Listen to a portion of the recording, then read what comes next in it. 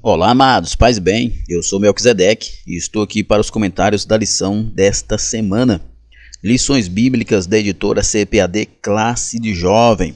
Nossa primeira lição do nosso primeiro trimestre do ano de 2023. Seja bem-vindo, é uma satisfação estar com você compartilhando da mensagem da Palavra de Deus.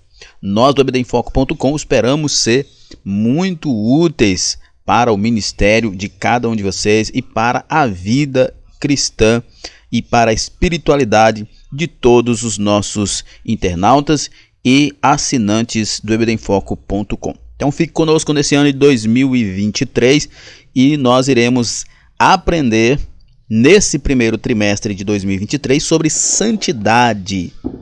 É um tema muito importante, né, especialmente nos tempos em que vivemos do mundanismo e aonde as pessoas querem dizer que não existe uma verdade absoluta e que ser crente virou um modismo.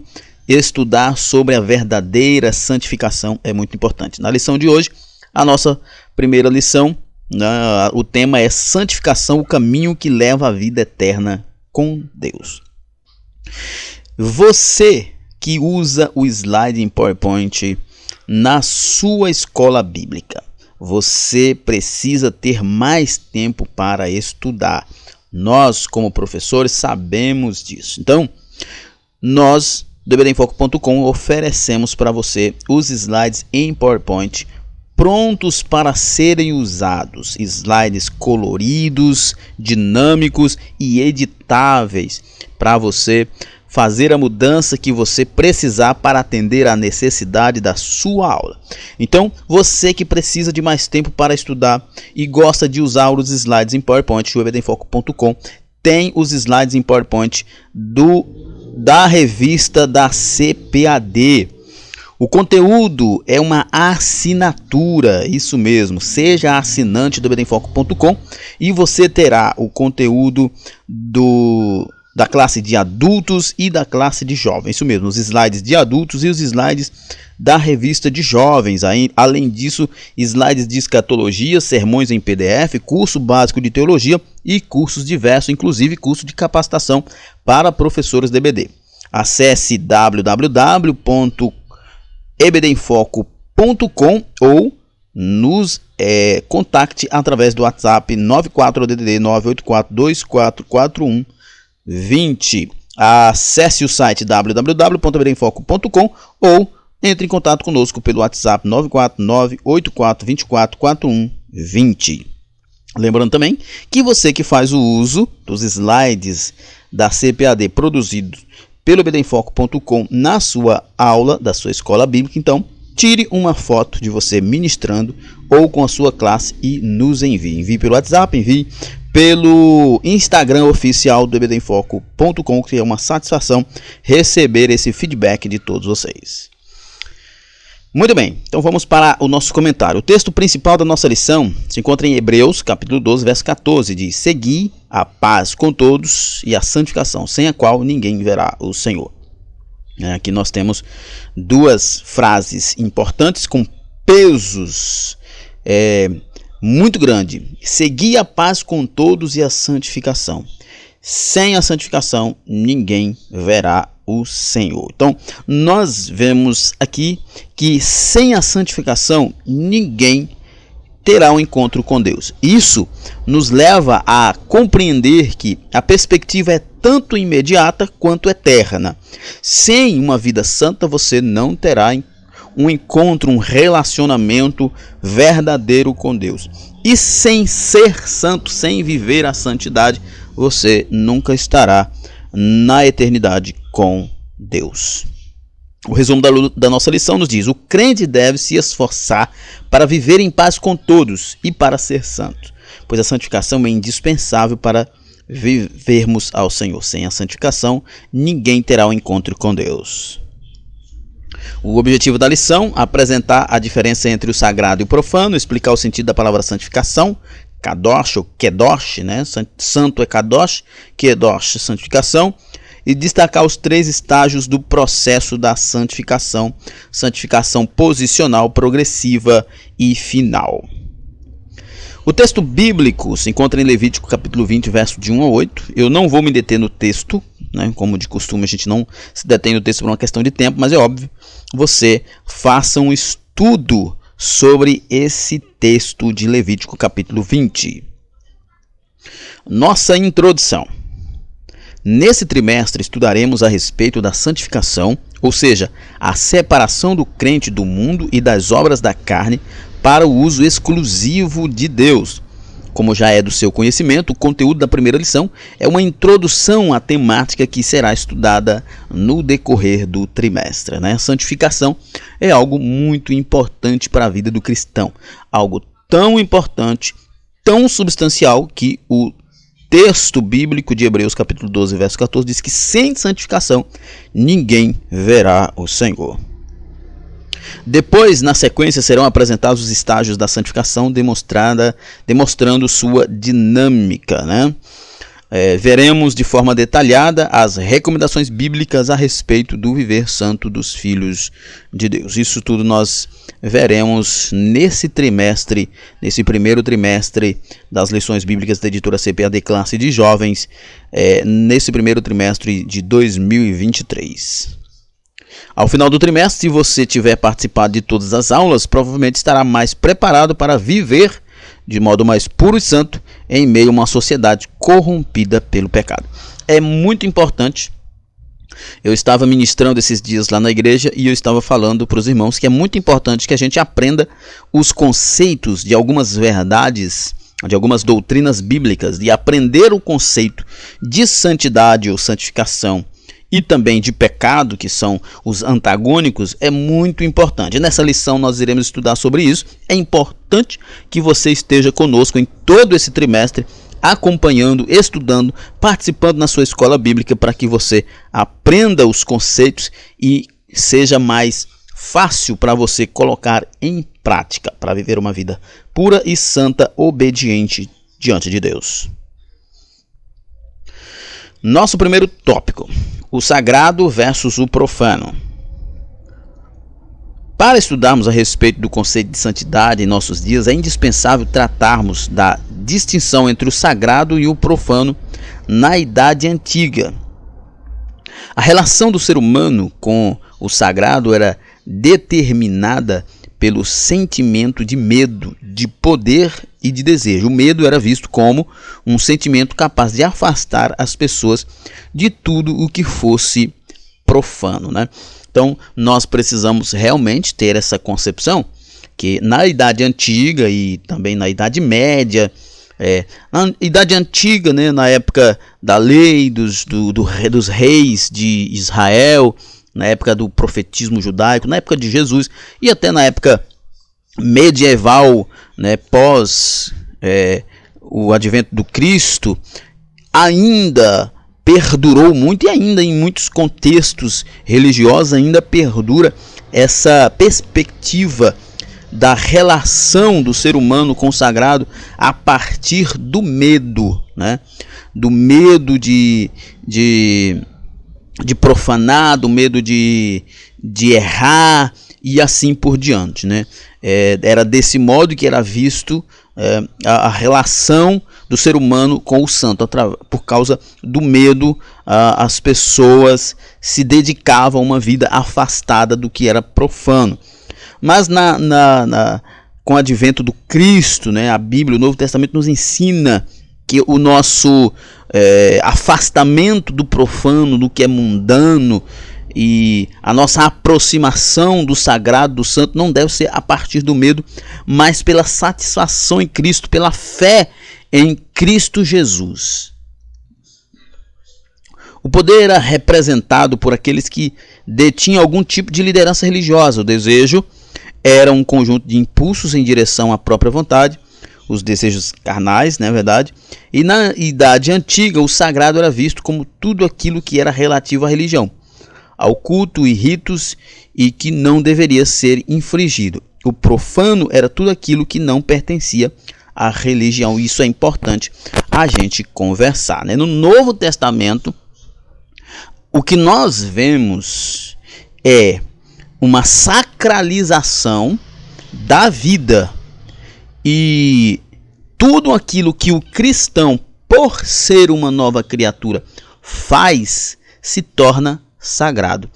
Então, enquanto que na Idade Antiga havia essa separação do profano e do sagrado, dentro do contexto sagrado, religião, profano, secular, no Novo Testamento nós vemos que uma vez que nós nascemos de novo, somos uma nova criatura, não existe mais essa separação de profano e de sagrado e secular.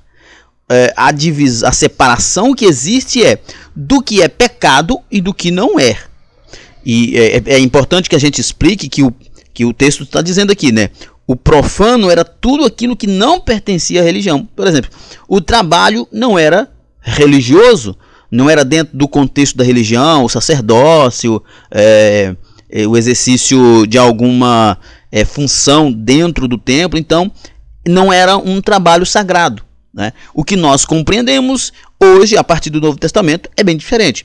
Paulo, por exemplo, escreve em 1 Coríntios capítulo 10, verso 31, que quer comamos, quer bebamos, ou façamos qualquer outra coisa, seja feito isso para a glória de Deus. Se não é feito para a glória de Deus, então é pecado. E por que que o cristão, tudo que ele vive é sagrado, não existe profano? Porque ele é uma nova criatura em Cristo. Os crentes em Cristo, os nascidos de novo, as novas criaturas em Cristo, a sua vida deve ser sempre uma vida santa. Tudo o que ele fizer é sagrado. Se o que ele fizer não for sagrado, então é pecado.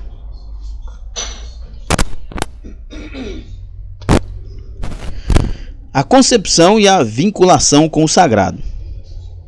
As sociedades, de um modo geral, têm concepções diferentes a respeito do sagrado.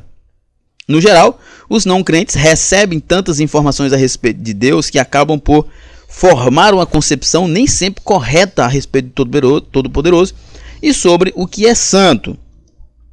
Algumas pessoas não crentes têm concepções diferentes a respeito do que é divino e sagrado, mas na sua maioria elas têm esperança em uma vida após a morte e, consequentemente, há uma prescrição de ritos e práticas como requisitos para se alcançar este novo estágio depois da morte. Então, há, na verdade, né, essa concepção de que tudo aqui é profano e que o sagrado é só o pós-morte, né? Tanto é que as pessoas criou-se, né, aquele ditado: eu não sou santo, né? Ninguém é santo. Mas em Cristo, e nós vamos ver isso daqui a pouquinho, em Cristo, que é a santidade posicional, nós somos santos. Podemos não ser perfeitos, mas nós somos santos, né? As pessoas, por causa da falta de conhecimento, têm concepções errôneas do que é sagrado e do que é profano, né? Do que é divino e do que é secular, né? Que basicamente é a mesma coisa. É a partir do conhecimento bíblico que nós temos a verdadeira clareza, né, sobre essas situações. A mediação entre o sagrado e o profano. O sagrado e o profano são antagônicos. Enquanto o sagrado tem origem em Deus e é baseado nas Escrituras, o profano vem do maligno e encontra lugar no velho homem carnal, viu? Isso aqui é muito boa. Essa frase aqui, essa parte do texto é muito importante, que nós precisamos entender que o sagrado é tudo aquilo que vem de Deus, né? E está presente na nova criatura. Por isso que eu disse lá agora há pouco que Paulo diz que nós, crentes, salvos em Cristo Jesus, devemos comer, beber ou fazer qualquer outra coisa para a glória de Deus. E é assim que o cristão, nova criatura, vive, né? Uma vez que ele agora é a habitação do Espírito Santo, não existe essa separação. Se alguma coisa que ele vive na sua vida não é condizente com isso, com a verdade do Evangelho, é um problema, porque é pecado, né? Mas não existe essa separação entre sagrado e profano. Por exemplo, criou-se esse estigma de que o cristão tem a vida espiritual e vida secular. Não existe vida espiritual e vida secular para o cristão. Não existe duas vidas, né? A vida secular é a vida profana. Ela é característica do velho homem, que é dominado pelo pecado, que é escravo do pecado.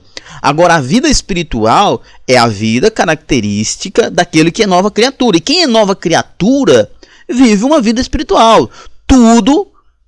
Todos os aspectos da sua vida é santo, é sagrado. Trabalhar é santo, é sagrado. Dormir, descansar, viajar, cuidar dos filhos, cuidar da esposa, cuidar do esposo, tudo isso é sagrado.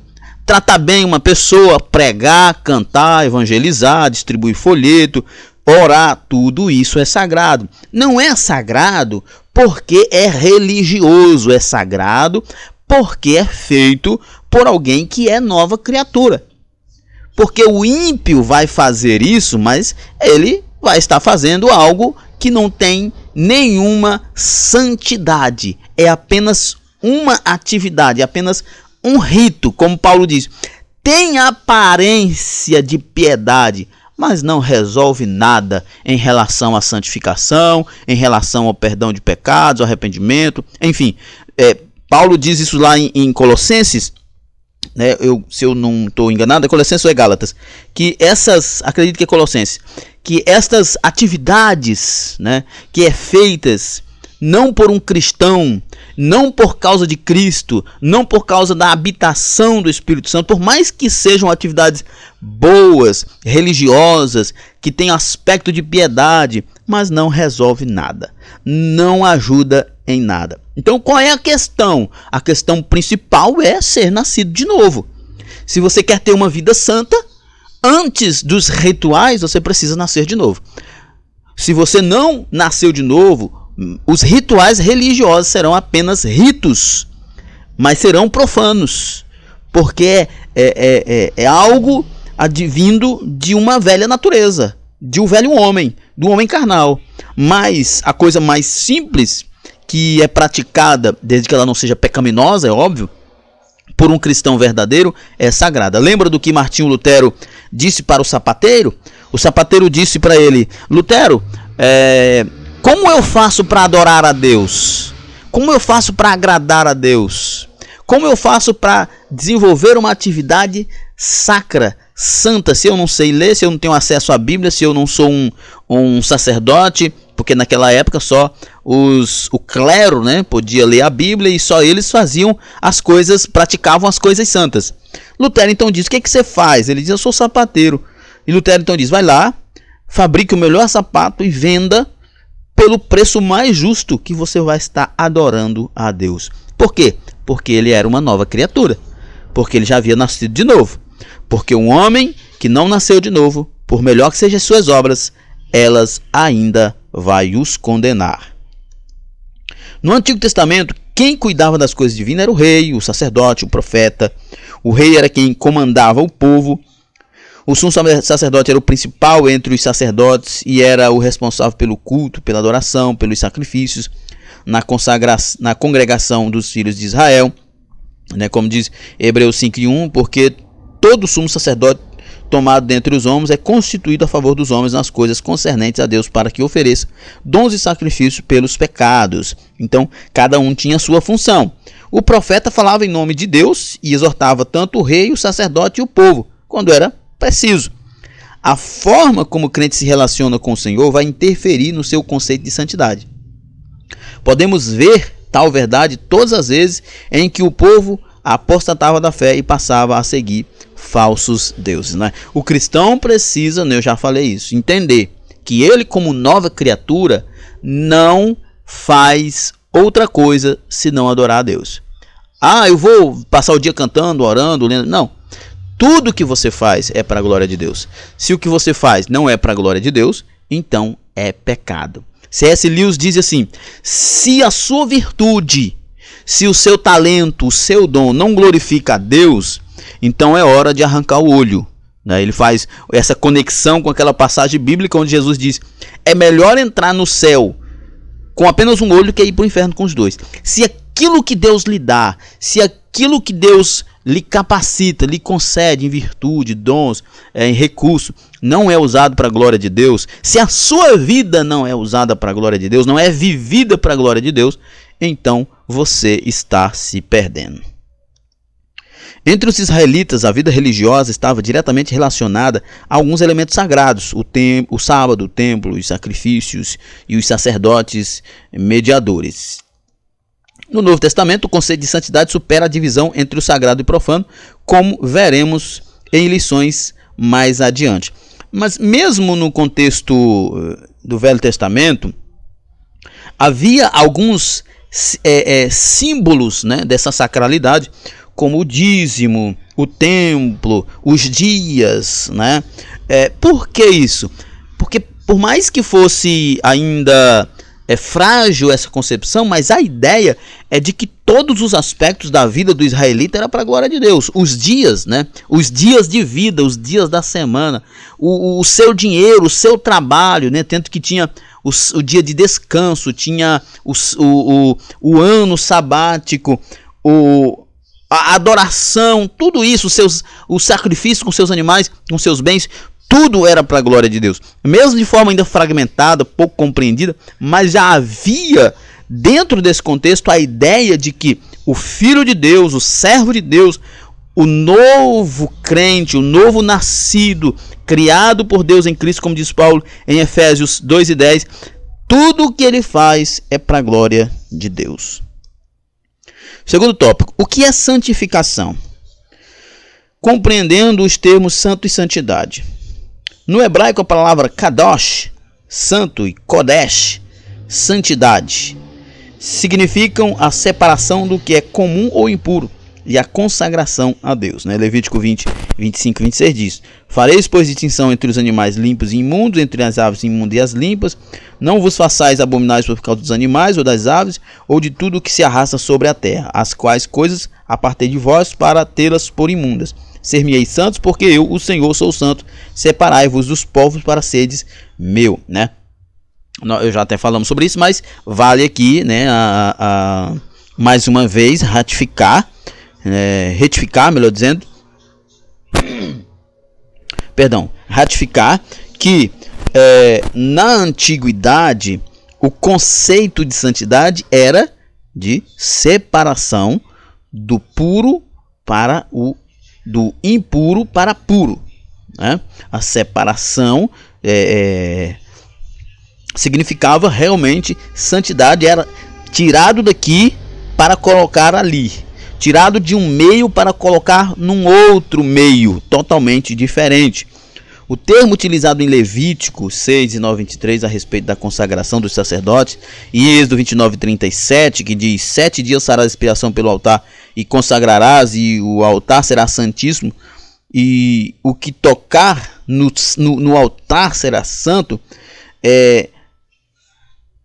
Esse texto, né, fala de como havia essa separação do sagrado e do profano. Também é utilizado no ato de consagração de um lugar, como ocorreu com o Monte Sinai, né? O povo não poderá subir ao Monte Sinai porque tu nos adverte dizendo: marca limites ao redor do monte e consagra-o, né? Separa. O povo era um povo que pecava muito e por isso o lugar era santo, eles não podiam estar transitando por ali. Outra utilização é para demonstrar a santidade de Deus, que o qualifica para julgar pecados, né? Levítico 10:3 diz: e falou Moisés a Arão: isto é o que o Senhor disse, mostrarei a minha santidade naquele que se cheguem a mim e serei glorificado diante de todo o povo. Porém Arão se calou, né? Se alguém cometesse algum delito, né, especialmente se fosse recorrente, Deus seria severo, seria tremendamente severo. Isso era uma característica da separação entre o santo e o profano. No caso, Deus sendo santo e as pessoas pecadoras profanas. As leis de Deus sobre os pecados sexuais. Deuteronômio 22:13-30 trata a respeito das leis divinas sobre os pecados sexuais. Os israelitas eram o povo de Deus, por isso deveriam evitar tais pecados ao se estabelecerem como nação na terra prometida, pois estavam cercados por povos que eram impuros. No Novo Testamento, em Colossenses 3, 5 a 8, Paulo reconheceu a importância da pureza sexual. Tal pecado tem o poder de destruir pessoas e uma nação. Por isso é tão combatido nas Escrituras Sagradas. Nós temos aqui o texto de Colossenses 3, 5 a 8, onde Paulo ele condena a prostituição, a impureza, a lascívia, os olhos desejosos, até mesmo a linguagem. Isso é impureza. Então, aqui nós vemos que a impureza ela provém do coração do homem, e os problemas sexuais eles estão diretamente relacionados com a pureza e impureza. Talvez seja um dos aspectos mais recorrentes de impurezas na vida das pessoas, mas é óbvio que esse é apenas um ponto. A gente sabe que tem impurezas como homicídio, roubo, cobiça e assim por diante. Inveja, tudo isso é um tipo de um tipo de impureza, porque é antagônico àquilo que é puro, aquilo que é santo. A santificação e a Septuaginta. Na Septuaginta, antiga versão grega do Antigo Testamento, a raiz hebraica que dá origem à palavra santificação é traduzida na grande maioria das vezes pelo termo santo. De forma geral, os termos utilizados pelos autores bíblicos para se referirem à santificação têm como objetivo principal enfatizar o sentido de separação das práticas consideradas pecaminosas. Isso aqui é muito importante, A ideia de santidade no Antigo Testamento, ela sempre foi de separação. Mas separação do santo, do consagrado para aquilo que não era consagrado. Era basicamente isso. Mas no Novo Testamento, a santificação, ela não é uma separação no mesmo sentido. A santificação, ela no Novo Testamento, está dentro de um contexto de nova criatura, de novo nascimento. Não é apenas de separação, de tirar de um lugar e colocar no outro, é de nascer de novo. Isso é muito importante para a gente entender, que santidade não é o que nós fazemos, santidade é o que vivemos em Cristo. Pecado não é apenas o que nós praticamos, pecado é a nossa condição natural, sem Cristo, de pecadores, condenados ao inferno. Então, quando nós lemos o Novo Testamento, nós temos uma compreensão muito mais avançada sobre essa questão. A ideia de santidade no Novo Testamento, ela é muito mais avançada porque ela está dentro de um contexto de nova criatura, de nascido de novo. Eles também apontam para a ideia de consagração e dedicação a serviço do reino de Deus, tendo como parâmetro a justiça e a vontade de Deus. Então, também dentro da separação, mesmo dentro do contexto nascido de novo, tem essas peculiaridades da separação, do chamado,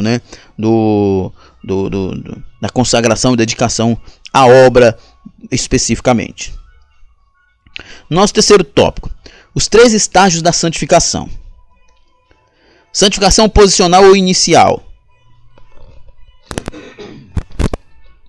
Essa etapa da santificação ocorre de forma instantânea.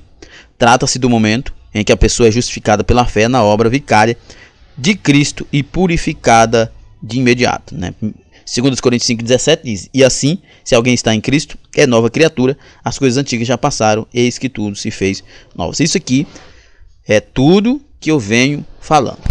A santificação é a santidade, o ser santo no Novo Testamento está dentro de um contexto de nova criatura. E a santificação ela é inicial ou posicional. E que é importante a gente destacar que a santidade inicial ou posicional, eu gosto mais da ideia de santidade posicional, porque ela nos fala da condição em que nós estamos, de nova criatura em Cristo. Só somos nova criatura em Cristo. Não existe ser nova criatura fora de Cristo. Eu costumo dizer que assim como a santidade é posicional em Cristo, o pecado é posicional ou inicial em Adão, né? É que a nossa condição natural em Adão é de pecadores. Por mais que a gente não faça nada de errado nesse mundo, se nós não nascermos de novo para estarmos em Cristo, para estarmos posicionados em Cristo, nós ainda seremos condenados. Então, assim como a santidade é posicional em Cristo, e aí entra aquele detalhe, né, que a gente sempre diz que nós não somos perfeitos, mas somos santos, por causa daquele ditado popular que as pessoas dizem, eu não sou santo mesmo, eu não sou santa mesmo. O crente não pode dizer isso. O crente tem que aprender que nós somos santos. Posicionalmente em Cristo nós somos santos. Porque nós somos novas criaturas em Cristo Jesus. Nós não somos perfeitos ainda. Mas nós já somos santos posicionalmente. Todos que estão em Cristo são nova criatura e são, portanto, santos. A justificação acontece por meio da fé e não pelos próprios méritos de quem foi justificado, né? A justificação é um ato jurídico, né, que também é em um momento. Às vezes a gente fala, né? Ó, Senhor, justifica, me justifica. Não, nós já fomos justificados. Se já nascemos de novo, se nascemos de novo de verdade, então nós já fomos justificados. O que é a justificação? A justificação é pegar todo o mérito que Cristo tem por ter obedecido ao Pai, sido fiel, vencido o pecado, nunca teve pecado, e ele acumulou essa justiça para ele. Nós não temos justiça nenhuma, porque nós somos pecadores. Então, essa justiça é transferida dele para nós e nós somos justificados. Isso é feito apenas uma vez. A eficácia da obra expiatória de Cristo na cruz é creditada na conta da pessoa que creu, né? Que é a questão da justificação. A justificação é um ato de Deus, o supremo juiz, que muda o ser humano de réu, condenado à perdição eterna, para a posição de santo e justo diante dele. Contudo, ela é condicional, ou seja, eficaz enquanto se mantém uma vida em santidade. Eu não gosto da última parte aqui, quando se mantém uma vida em santidade. Eu acredito, no meu modo de pensar a santidade posicional, ela é eficaz enquanto se mantém em Cristo. Se mantendo em Cristo, automaticamente sou santo. Se eu saio de Cristo, se é que isso é possível, mas vamos entender que sim, né? Vamos entender, pensar que é de fato alguém perder a salvação, se desviar, apostatar. Se eu estou em Cristo, a santidade ela é real. Mas se eu saio de Cristo, não existe santidade, porque a santidade não é aquilo que eu faço, não é os meus atos de obras, de boas obras, não é o meu orar, o meu jejuar, o meu ler a Bíblia. Isso faz parte, são aspectos, mas a santidade ela é a minha posição em Cristo como uma nova criatura. Santificação contínua e progressiva. A santificação é dinâmica, um processo progressivo e contínuo. A santificação contínua e progressiva acontece na vida da pessoa já justificada, como algo natural, pois a pessoa, uma vez justificada, recebe uma nova natureza que a torna alguém que não se acostuma mais com uma vida de pecado. Do mesmo modo é o pecado. O pecado ele é tanto inicial, né, tanto posicional em Adão, como progressivo. A pessoa, quando ela nasce, à medida que ela vai envelhecendo, ela vai pecando cada vez mais. Por que ela peca cada vez mais? Porque ela é pecadora por natureza. Porque ela nasceu no pecado, né? E da mesma forma é a santificação. Uma vez que nós estamos em Cristo, a santidade, né, os hábitos de santificar-se, ele acaba acontecendo quase que naturalmente, né? Ou talvez até naturalmente. No entanto, ela deve vigiar, pois a velha natureza continua atuando na vida do crente, né? A vigilância é uma ordenança bíblica, né? Porque nós somos pecadores. Porque nós somos, né? Na verdade, nós por natureza somos pecadores. Então, nós temos que estar constantemente vigiando para não cairmos no pecado. Santificação final. A pessoa que é justificada ainda tem de conviver com a velha natureza. A santificação somente alcançará seu estado pleno e perfeito quando a velha natureza for finalmente removida e mortificada. Isso aqui é muito importante. Por isso que a santificação, né, ela tem esses três aspectos. Passado, presente e futuro. O passado é a posição, né, a posição em Cristo. O presente é o santificar-se, né, através dos meios de graça, de uma boa atividade religiosa, né? Isso faz parte, mas não é em si, mas faz parte. E, por fim, a santificação final, que é o estado glorificado do crente. Isso só depois do arrebatamento da igreja. Portanto, a santificação final não será alcançada nesta vida, né? Só depois da vinda de Jesus. Que nós temos aquele contexto lá, né? Os que morreram em Cristo ressuscitarão. E eles ressuscitarão em corpos gloriosos, não mais corruptíveis, né? Não mais capazes de pecar. E os que estiverem vivos serão transformados, abandonarão esse corpo falido, né, passivo de pecado e morte, e receberão um corpo glorioso que não mais pecará. Esta será a santificação final com o estado eterno. Isso acontecerá somente com a glorificação, quando os salvos receberão seus corpos glorificados, semelhantes ao de Cristo depois da ressurreição, como diz 1 Coríntios 15:51. Eis que vos digo um mistério, nem todos dormiremos, mas todos seremos transformados. O corpo morto será transformado, o corpo vivo também será transformado em um corpo glorioso. Aí nós alcançaremos a santificação final, né? Que é através da transformação do corpo, tendo um novo corpo. Aí nesse momento nós não teremos mais a presença de uma natureza pecaminosa, porque, como foi dito, nós temos a santificação posicional, porque nascemos de novo, mas ainda tem uma natureza caída em nós, né, que é a carne, né, os desejos. Paulo fala sobre isso recorrentemente. E na glorificação, na santificação final, essa natureza será definitivamente eliminada. Nossa conclusão. Nesta lição, aprendemos que desde o início da humanidade existe uma grande diferença entre o sagrado e o profano. Contudo, de acordo com as Sagradas Escrituras, sabemos que o sagrado é algo separado para o uso exclusivo de Deus.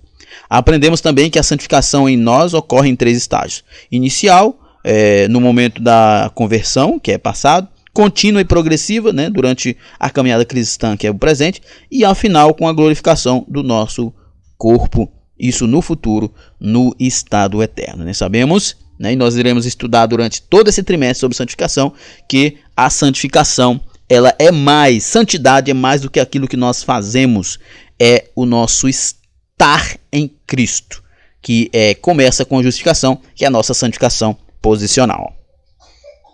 Muito bem, então, chegamos ao final de mais um comentário. Que Deus em Cristo nos abençoe e até a próxima. Paz e bem a todos.